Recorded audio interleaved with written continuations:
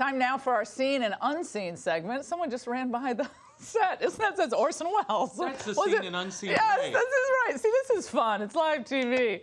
That's right. I think that's what makes it fun. You know it's live. I'm going to do puppets later. On tap tonight, the Orwellian nightmare of socialized medicine exposed by the plight of a dying child.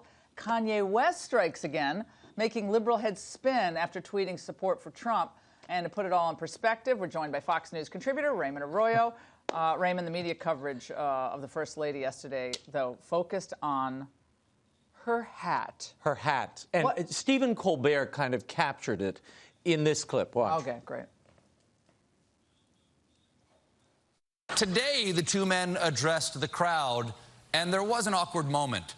Trump goes for the kiss, and, oh, saved by the hat. That is more than a hat. That is a defensive perimeter. Their deal is either she gets to wear the hat or Trump has to wear a cone.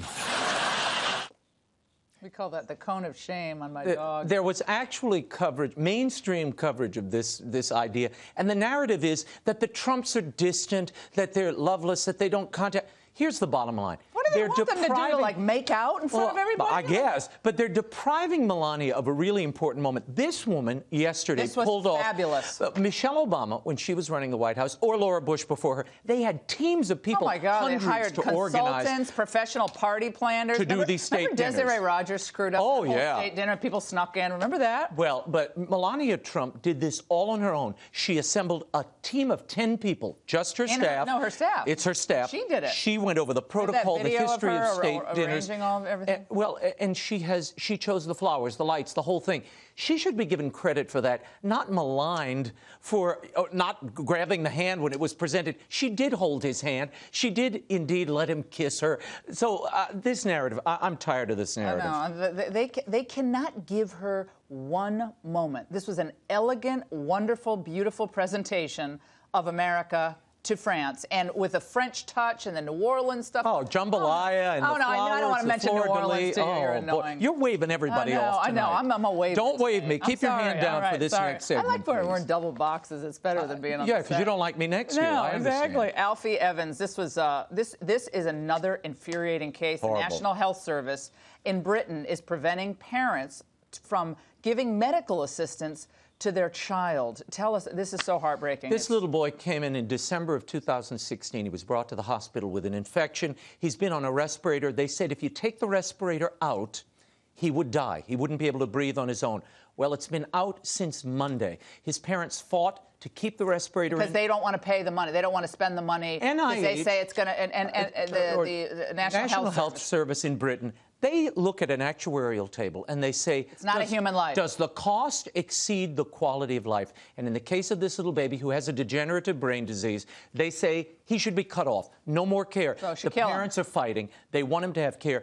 The father went to see the Pope last week in desperation. The Pope not only blessed his effort, he interceded. The Pope sent the head of the Bambino Gesù in Rome to Liverpool, England. She is standing there. The doctors won't meet with her. There is a medical jet waiting to take this child to Italy to get medical treatment. They won't release him. The Pope wants to take the baby and help the baby, and the National Health Service won't let the Pope and give him Italian citizenship, too. They gave him Italian citizenship. This is ridiculous. They won't let him free. Now, why? I'll tell you why. Because it's a shame. It would be a blight on the face of this national health care, which has become its own religion. Dehumanized. To have a citizen go elsewhere for medical care. They'd rather let the child die in the hospital, and that's so the child is suffering now because it's being denied food and hydration as well, or food? Well, they're giving it some hydration now, but let me tell you, the networks in the United States, 28 minutes of coverage to the royal birth, none to Alfie Evans. It would have been that nice if the Queen made some statement about that. Well, and William and Kate as well. But good news,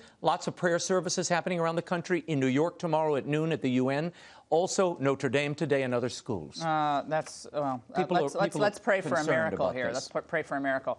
All right, now this has had the Twitter sphere going crazy. I'm just glad when it's not focused on me. That's right. Yeah, I'm glad when I'm not trending. It's a good day when it's I'm not focused trending. on you. But what is trending is Kanye West, who I had a problem with when he took old Taylor Swift's award out of her hand. Remember that old deal? It was Kanye, right? That was Kanye. It was Kanye at the Grammys. He is a free radical. Now he was a pal of Trump's kind. He kind of palled around now. But now he issued this tweet today, which reads, Look at it, look well, at it. he's, of course, the Make America Great hat again. But then he came out and said he loves Trump and no mob is going to dissuade him from that love. He is being attacked, as you can imagine. He must have watched our Defending the First series that we've been doing on the Ingraham Angle, because we've been defending people's right to just have different opinions. I'm of two minds on this. I'll just make this quick. You're a big hip-hop fan. I'm a big right up with Frank Sinatra's Capitol Records sessions. But here's the idea. I'm not sure if he's trying to promote his upcoming 2 albums and his line, line of clothing, or if this is truly a cry for freedom of speech and might be an opening in a community that has been monolithic. We'll see. And didn't another hip-hopper come out? Yeah, Chance the Rapper came out and said, not all black people have to be Democrats. This is an interesting So he's taking a chance. Taking a chance. That is so there it is. bad. There's his look, tweet. Black people, yeah, good. So we'll see where this leads.